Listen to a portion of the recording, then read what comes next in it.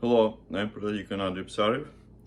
We are going through our class offered as a pastoral history, as a pastoral school of the Chicago and Mid-America Diocese, the class on pivotal points in the history of Russian Church abroad.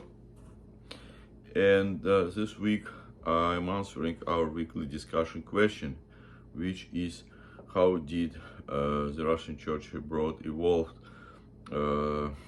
vis-a-vis non-Orthodox. So I have to start with, it's going to be a picture painted with very broad strikes, okay?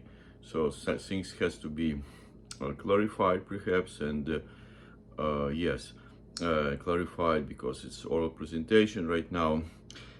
So the Orthodox ecclesiology was built around two major concepts.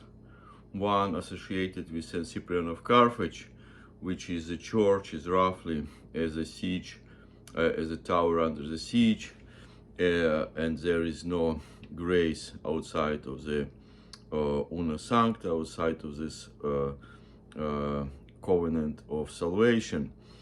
And Blessed Augustine's concept that schisms, he meant particularly Donatists in North Africa, still connected with this one salvific church.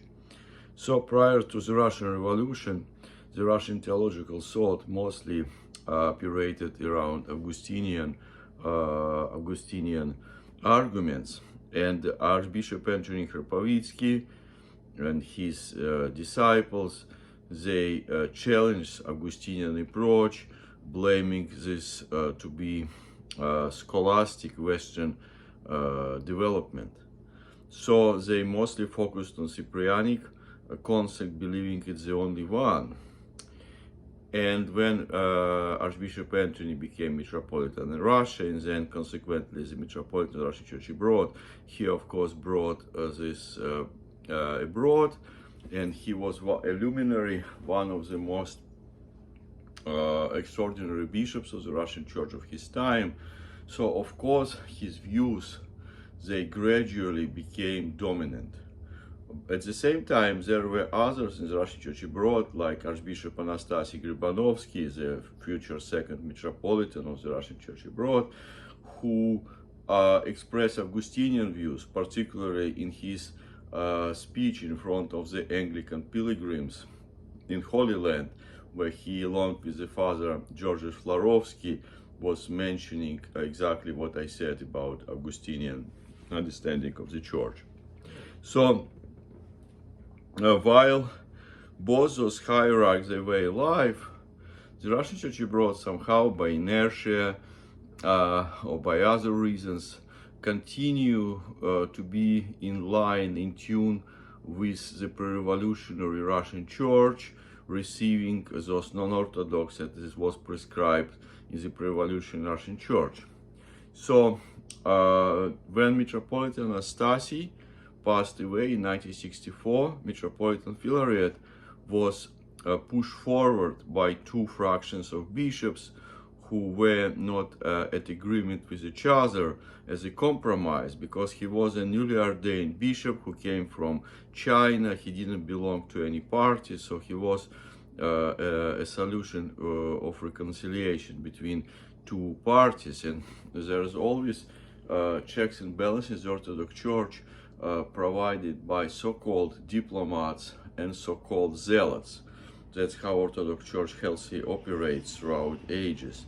So those two parties, they found this solution, but Metropolitan Philaret, be a saintly, very pious person of prayer, he at the same time only had about 2 years of the pastoral school in China. When the school only opened in Harbin, he was like in the first class that enrolled in this school. And he didn't have all this background that Metropolitan Anthony had or Metropolitan Anastasy had. So I argue that with his accession, we have like very simplistic approach to matters, to things, and wasn't any interest in continuing ecumenical discussions, especially that there was a lot of confusion connected with ecumenical activity, problematic ecumenical statements and stuff like that. So he didn't really was in mood for anything, for any ecumenical activity. So therefore, the Russian Church abroad, under his leadership, became, as it is known today, as church that offers baptism to everyone who is interested in joining in. This is really my overlapping comment. You made all readings, so I'm not going to focus on detail, so you know what I'm talking about. Everyone would have to be baptized unless there is special circumstances up to a bishop, but at the same time, possibly when the only line which we can offer to our neighbor is come to our church and become a member, do we really have room for anything else to discuss, any other issues that may be relevant to him and me? So I argue that with this ecclesiology, we also lost interest in outsiders. So, and that was Metropolitan Philaret, that was Metropolitan Vitali, and during Metropolitan Laurus, whose major thing, of course, was reconciliation, Russian Church abroad made this statement that was in your reading with joint statement with Moscow Patriarchate, that we continue witness to Non-Orthodox and so on, which kind of considered quite conservative from Moscow Patriarchate point of view, but maybe considered liberal from the Russian Church abroad point of view.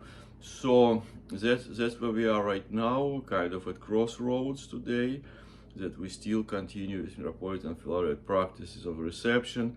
So, and some of the people praise us for this, and they believe that's how it should be done, and so on. But that gives you idea.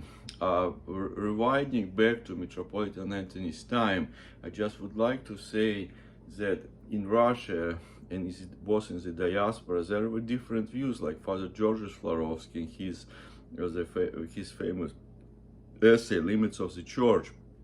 He presented these other views, Augustinian views, but somehow the Russian Church abroad, those views, they weren't really noticed, and most noticeable views became the one of Metropolitan Anthony, or even better to say his followers. I would like to say that Metropolitan Anthony, he wasn't an Antonite. He had this blessed broadness. So while he believed there is no grace outside of the Orthodox Church, he would address Anglican seminarians: you are the future laborer in Christ's vineyard. Wait a minute, if there is no grace, in what vineyard would they work? So he kind of had those contradictions here and there. Then those who follow him, like Father George Grabe, he was very just consistent with what he wrote without having this blessed inconsistency.